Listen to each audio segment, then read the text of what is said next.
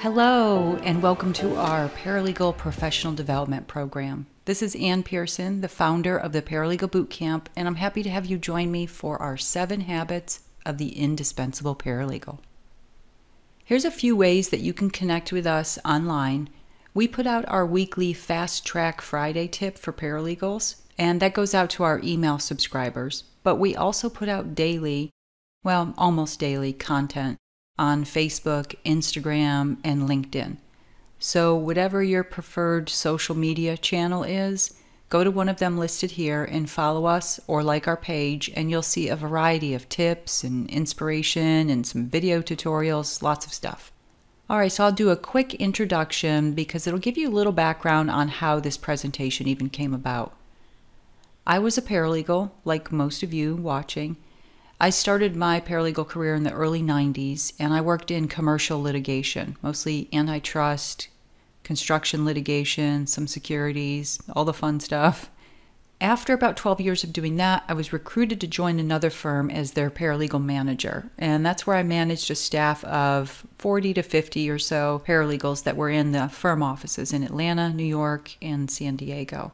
In 2010, I left what I like to fondly refer to as Big Law, and I did that to start the Paralegal Bootcamp. Now I have to tell you, back in the day when I was a paralegal, I absolutely loved my job, my career. I worked with a great group of attorneys who I felt respected. They gave me a high level of work. I went to trial a lot. I felt like I had almost like a seat at the table. I felt like I was an indispensable member of their team. And here's the thing, it's not like I worked for a bunch of warm, fuzzy attorneys. I actually, throughout the years, worked for a lot of what we would call difficult, I'm using in air quotes, I worked for some difficult personalities. But I looked forward to going into work every day. And it didn't bother me to work late sometimes or on the weekends. Now, I'm not saying that I was doing cartwheels down the hall on Saturdays, so happy to be in there on the weekend, but I honestly loved what I was doing. And even though I felt that way, I saw things were different with other paralegals, even other paralegals at the firm. And back then I didn't quite understand, I thought maybe it was a personality thing, they just, weren't very happy or whatever. And it wasn't until I started training some of the new paralegals when I became a manager that I started looking at it more closely. What is it that makes one person truly excel and enjoy their career as a paralegal, and others just feel like it's a job and they go in every day and they get a paycheck at the end of the week? That's where this course came about. My mission, my objective with this program is to make it possible, hopefully, for all paralegals to be indispensable and doing work that's challenging and rewarding to them. So that's why I would go out and ask paralegals. I also asked attorneys and managers who would tell me, they had a superstar paralegal or a rock star paralegal. And I would ask, well, what makes you say that? What do they do that others don't do? Why do you prefer to work with this paralegal over the other one down the hall? What separates them from being just a good paralegal? And after some time, I started seeing a pattern to their answers. In fact, so this presentation gets updated every year. This is 2021 when I'm doing this one, because I want to make sure that it stays relevant to what's currently making attorneys feel like this paralegal is indispensable to me. And maybe you'll be watching today's presentation and you're already feeling like you're indispensable and you love your career. I'll bet if you do feel that way, you already have probably all of these habits that we're going to talk about today. If that's the case, I still think you'll get some good ideas and takeaways from this presentation. But first, let's make sure we're all on the same page with the term indispensable.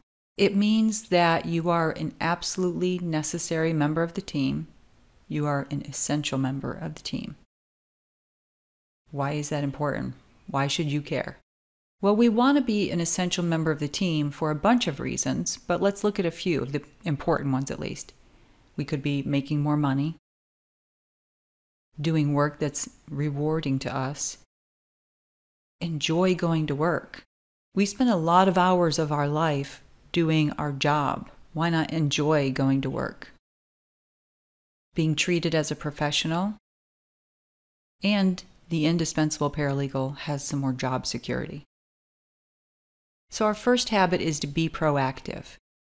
If you look online, there's dozens of different definitions for the word proactive. I want to talk about this definition because I think it relates most to paralegals. And what this definition says is that a proactive person has 3 key behaviors. All 3, not just one. So first, anticipatory, and that involves acting in advance of a future situation rather than just reacting to what's happening to you. Change-oriented behavior. So being proactive means taking control and causing something to change rather than adapting to a situation or waiting for something to happen. And self-initiated behavior. The proactive individual doesn't need to be asked to act or to do something, nor do they require detailed instructions.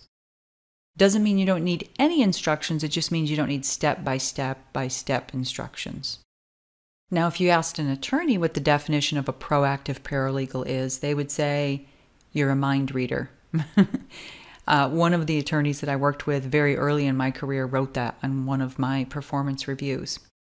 And looking back on that at the time, now I didn't know that it was these things that I was doing that was leading me to feel indispensable and be indispensable. But at the time, what I was doing was making sure that I saw everything that came in on the cases that I worked on with him. And literally, like every pleading that came in, every discovery response, everything that came in on the case. And so with that, I was able to proactively manage the case. I was able to do things like see that on the calendar next month was the expert's depositions. And so this month I would start preparing depo prep notebooks for him to be able to look at and bring them to him before he ever asked. And in fact, that's what he wrote on my performance review one year. Anne must be a mind reader. She knows what I need before I even know that I need it. And it was because of that. Now, little did he know, I had to do quite a bit of workarounds in order to get copies of everything that was coming in. You know, we had a little bit of a situation with the secretary at the time, and so I would have to do a workaround. What do I have to do? This is what I would want you to ask yourself. What do I have to do to make sure that I can be proactive? That I'm going to make these decisions and I'm going to be responsible. I'm going to own my cases or my transactions, your projects. I'm going to be the owner of them, and I'm going to make sure that I can move these things forward without waiting for someone to come to my office and tell me what needs to be done on the case or the file. Habit 2 of the indispensable paralegal is to be the problem solver. This was a really big one from attorneys. I would consistently hear when I would ask that question, why, what separates your paralegal from, someone else down the hall?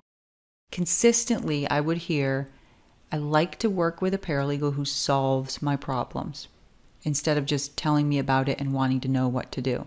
So be the problem solver. Now, a way to do that is just to fix the problem yourself, come up with a solution, carry out the plan. But sometimes that problem has to be brought to the attorney's attention. Maybe it was a filing deadline that was missed, a document that got produced to the other side that shouldn't have.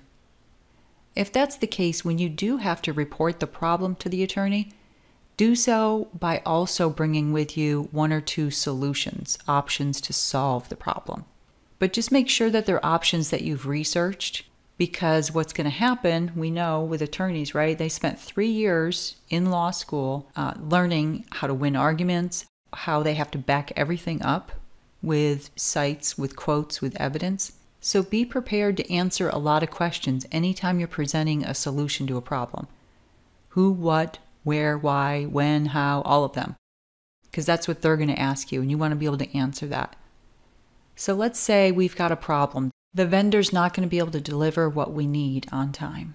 Before you rush in to report this to the attorney, be prepared to present the solution, or 2 maybe, and ask, okay, what questions are they going to ask? What questions would I ask if it was me? What are our other options? Why can't they deliver?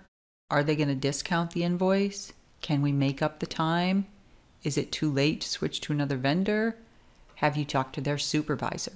Now, these are just examples, but The reason why you want to do the who, what, when, where, why, and how is because those are the journalism questions that a lot of people ask to get the full story. And so essentially, when the attorney is questioning you, now, if he's in litigation, it's not like he's cross-examining you, but essentially be prepared to be cross-examined because they want to get the full story. All right, our habit 3 is to master the technology. Now, it goes without saying, Microsoft Word, Excel, and PowerPoint should be your best friends. I'm not talking about those. Those are the basics. Now, if you don't have a really advanced level in those, I would suggest taking some courses on them because there's a lot of information out there. Some of it's free. We are actually launching a partnership with a technology assessment tool that's going to not just assess where you're at, but also allow you to then jump in and take a quick training, kind of bite-sized training on that one aspect, that thing that you need help with. So definitely Microsoft Word, Excel, PowerPoint, Adobe, all of those. But what I'm talking about in this Master the Technology is that, the software, the technology that's specific to your practice area, either now or soon will be. Be the person on your team who has the most knowledge about the technology that your team uses or should be using. Here's the other reason why you want to be the master of technology. Those new associates who are starting out at your firm and new paralegals, they're just graduating from school. They grew up like this. If you're like me and you have almost 30 years in the industry, you weren't growing up like this, right? You had the big computer. We didn't have laptops. We didn't have apps and cell phones. And so I tell you this because you can't just dismiss technology and say, well, I'm going to retire in 10 years anyways. It doesn't matter. Let them all take over. You don't want to do that. Not if you want to feel indispensable. You want to be the person with the most knowledge about that technology. And then if you add in the ABA's ethical rule, this comment that goes along with it, even the ABA is saying to lawyers, you must keep abreast of changes, including benefits and risks associated with relevant technology.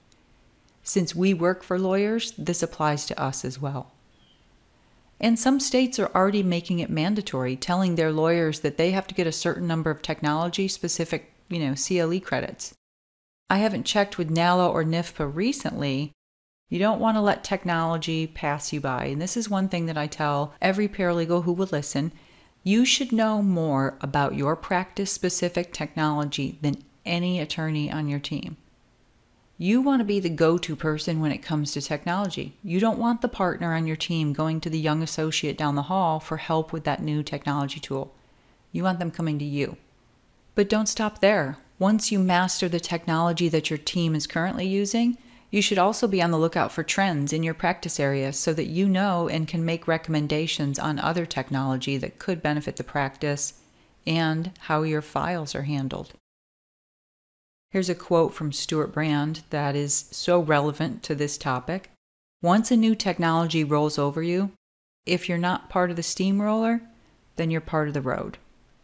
And we don't want to be part of the road. All right, this one is probably a given. In order to have a successful career, in order to be an indispensable paralegal, you have to do excellent work. And doing excellent work is what builds up that trust and credibility factor. So much of a paralegal's career hinges on being able to do excellent work. I like to give this example. I have an attention to detail course that I teach, but I like to give this as an example. So there's this virtual trash can that every person, I'm going to say attorneys, but we all have them as well. So we have this virtual trash can where, someone makes the first mistake with the attorney and it gets tossed in this virtual trash can. And maybe a second mistake, maybe even a third mistake. Case caption has the wrong parties, something accidentally gets left off a pleading. All of those things end up in this virtual trash can.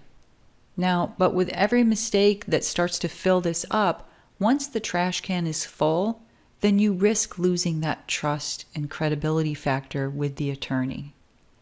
The problem is, no one really knows how full that particular attorney's trash can get before it tips over. So you don't want to have things in there taking up space that don't need to be in there. Like that one-line email that maybe has a typo in it, that doesn't need to be in there, taking up space. That letter to the client with a grammatical error or a missing page, that doesn't need to be in there, taking up space. You want to keep the space in that trash can open for mistakes that maybe you didn't have the time to prevent. And everybody knows that this was a rush project. And then, of course, I have to throw this part in because one thing I didn't realize until I started training paralegals and would ask them, how did this mistake happen? Or what happened with this? How did this become a problem? One thing that I didn't realize is that a lot of paralegals will do their drafts, finish the edits, they go through and check everything, and they're giving it to the attorney because they have to sign off on it. It is still their work product. And they're thinking that attorney's going to give it this once over, right? The problem is they're not giving it a once over for grammar and spelling mistakes. They're reviewing for substance. They're looking at it like, does the legal argument make sense? Have they included all of the relevant evidence? Things like that. They're not going to catch that grammar mistake on page 10. They're not going to catch the wrong bar number in the signature line or the wrong case number even in the case caption. Which leads me to our next habit. Pay attention to the details. Huge one. This is a must if you want to be able to do excellent work, right? In order to do habit 4, you got to also have habit 5. Now, this is bigger than just being a good proofreader, though, or making sure that the correct bar number is on the signature page. I thought a good way to start would be with a quote that is so applicable. Think about attention to detail like this. This is a quote from Charles Swindoll. The difference between something good and something great is attention to detail. And here's what he means by that. You've probably been to a restaurant or a hotel, maybe not recently because of the pandemic, but think back to the good old days when you could go out to dinner and you left with that feeling of, wow, that was perfect. That was great. You can't stop raving to your friends about how great it is, your colleagues, and then before you know it, like nobody can get into the restaurant. There's a wait list forever. There's no tables on a Friday night. And it's not just because it was good value for the money, right? You go to a lot of restaurants and that was good value for the money. It was decent food, but it didn't have that wow factor. And what's the difference? I bet if you were to pay attention next time, you'll notice that that restaurant paid attention to detail. That's why the attention to detail part is more than just proofreading. We're really talking about the whole big picture. So let's go back to that restaurant and think, okay, it probably had employees who made you feel welcome, that, maybe there were fresh flowers when you walked in the restaurant, the way the glasses were kept full the entire time, how the wait staff was dressed maybe, how the hostess treated you, all of that. So yeah, the meal was delicious, but everything from presentation to every little detail made it to where that place gave you the wow factor. And it doesn't just apply to restaurants and hotels and things like that. It applies to how we're viewed as legal professionals as well. You can be a good paralegal, or you can be a great paralegal. Think about that. What if it's not just about knowing every possible skill that a paralegal has to know to do their job? What if you could continue learning those skills along the way, or even if you've been in the industry for a while, continually improve the skills? But what if while you're doing that, you're paying very close attention to detail? I can promise you this one habit will excel your career. Now, in order to pay attention to detail, one of the things I got to add in here, when you are rushed, your focus is more on completing the project on time rather than doing it right. This is so important. Let me repeat this. I want you to repeat it. Write it down. When you are rushed, your focus is more on completing the project on time rather than doing it right. So think about that the next time you're rushed, that last minute project. What's important to remember with attention to detail is that there's a big difference between quality assurance and quality control. Quality assurance is all about the processes that are used for preventing any mistakes before they happen. Quality control is the measurement, maybe measurements, that we have in place to detect and fix any remaining mistakes before it goes out the door. They're both equally important for an error-free product, but think about it like this. If you don't have any quality assurance in place, like you haven't set up any type of process to prevent mistakes from ever happening, then you're going to spend a lot more time on quality control, where you're finding and fixing those mistakes before it goes out the door. We have to put the appropriate processes in place that can help us produce this error-free deliverable every time. That's why there's quality assurance as part of what they call quality control management. It's the whole process. That's where checklists come in. I used to say that I should be the founding member of Checklisters Anonymous. Any indispensable paralegal is going to tell you they use checklists. Checklists should be in your toolbox. Comprehensive checklists so that you don't have to use precious time trying to make sure that you haven't forgotten that little minute detail. What also helps is having this, what I call last touch mindset.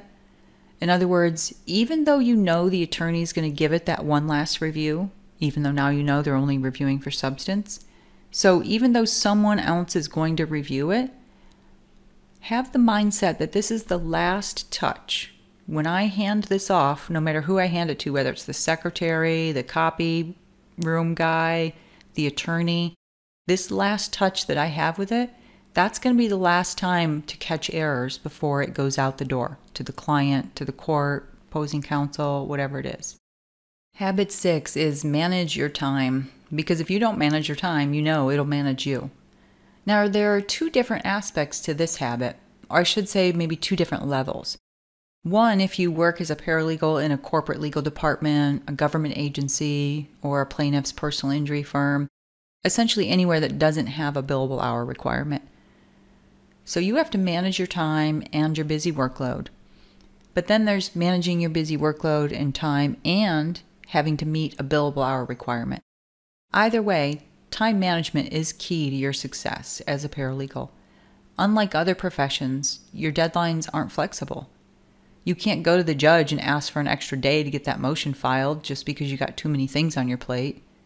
Your attorney can't either. You can't reschedule that big merger that's, on the books for tomorrow just because you don't have one of the closing documents ready. That's why part of our billable hour boot camp focuses entirely on this aspect, improving productivity, but also to get a better work-life balance as well. So if you work at a law firm, being more productive is going to also get you billable hours. So this part is important. But I'm not just talking about billable hours here. Your time is valuable. Regardless of where you work or what practice area you work in, your time is valuable. But if you do work in a law firm, check out our billable hour boot camp if you're looking for ways to increase your billable hours. If you do, though, use this code to get 20% off the course. It's only good for the next 30 days, so don't wait too long. I'm going to show you one of the many things that we cover in that. It's a whole section on just productivity. Okay, so here's why you want to manage your time. Let's say you have 1,600 hours worth of work to do in a year, which would be a typical amount. Now, if you work in a law firm, that might mean 1,600 billable hours, but if you work in a corporate legal department, this could mean just the work that you have to complete in any given year. It doesn't have to be billable. You still have cases and transactions, files that you're working on. So you have 1,600 hours worth of work. When you're in the office working on those files or billable time, you're doing it 90% of the time that you're in the office, meaning only 10% of the time you're doing other stuff like grabbing some coffee, chatting with coworkers about your weekend, maybe checking social media.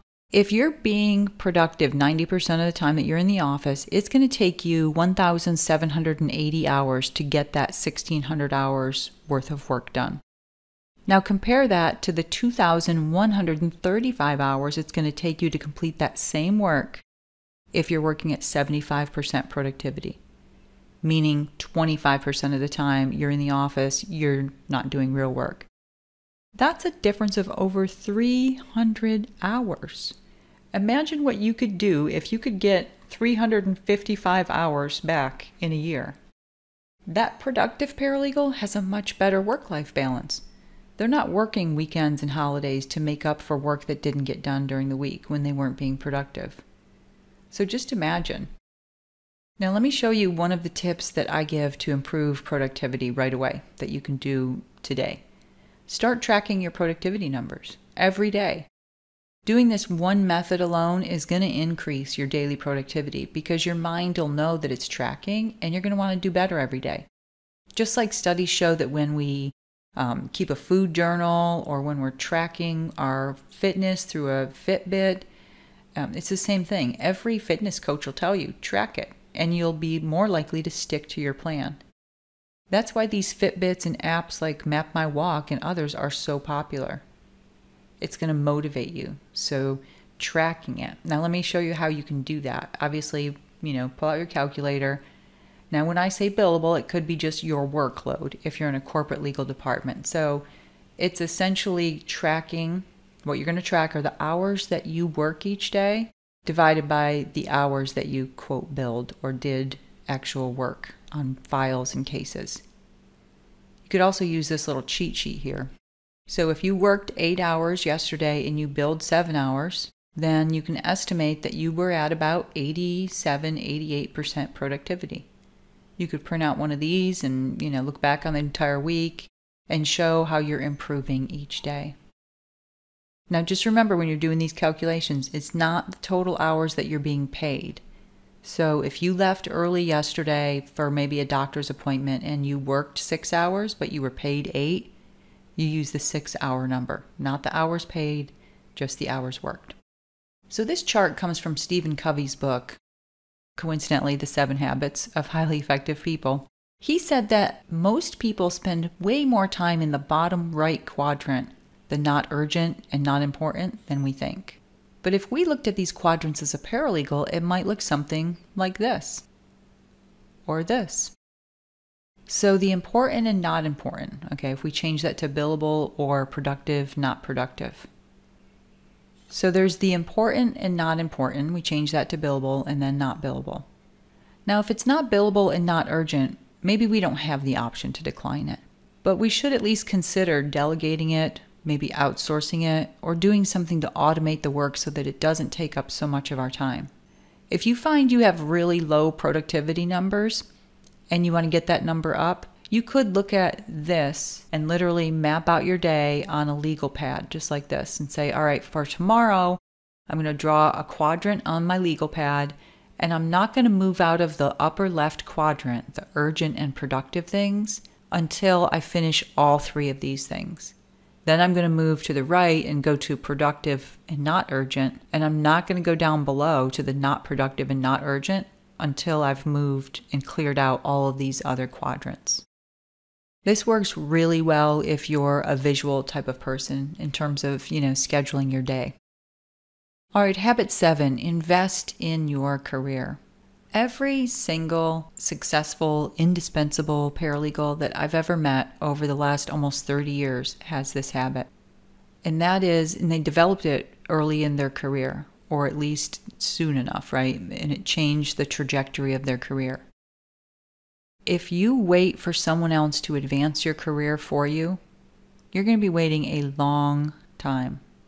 Now, you might work for a great group of attorneys, you might work at a great firm, have a great paralegal manager, all of that. They are not going to help you advance your career. It has to be you. And I say this, it's so important because so often I will get an email from a paralegal looking at one of my courses, and they'll say, well, it looks interesting, but my firm doesn't reimburse me for CLE credit or for courses. And I think to myself, this might even be just one of my less expensive ones. Like, let's say it's $199 or $225 course, something like that. And I think to myself, after putting all of that time and effort into getting your paralegal certificate, investing a few years into your career, the last thing I would be worried about would be spending $225 just because the firm says, that they don't reimburse. And yeah, you have the option of saying, well, I don't want to spend any more money, and that's fine. But lots of people are, lots of other paralegals are, and they're learning things and advancing their skill set and improving every day. And if you're not careful, they're the ones who are going to be the indispensable members. And if you're not careful, it's going to be them. They're going to be the go-to person that the attorney goes to, whether it's for technology advice or handling their cases more efficiently. And here's a quote that I love that's right on point. The biggest mistake that you can make is to believe that you are working for somebody else. The driving force of a career must come from the individual. Jobs are owned by the company. You own your career. So that job, if you're working at a law firm, it's the law firm's job that you work there. But this is your career. So you have to decide, what do you want to invest in it? Because whatever you put in it is as far as it's going to go. A good example, and I pull this from Stephen Covey's book too. You've maybe read the book. This is a great example. So the story goes something like this. I don't know word for word, but the guy is up in a tree and he's cutting the branch of the tree, and he's using a dull saw. And someone else walks up and says, "Hey, I've got a sharpener down in the pole barn about a mile down the road," or however long it was. Can't remember exactly what he said, but it's a ways down the road. "I've got a sharpener in my pole barn. You're welcome to use it to sharpen that saw."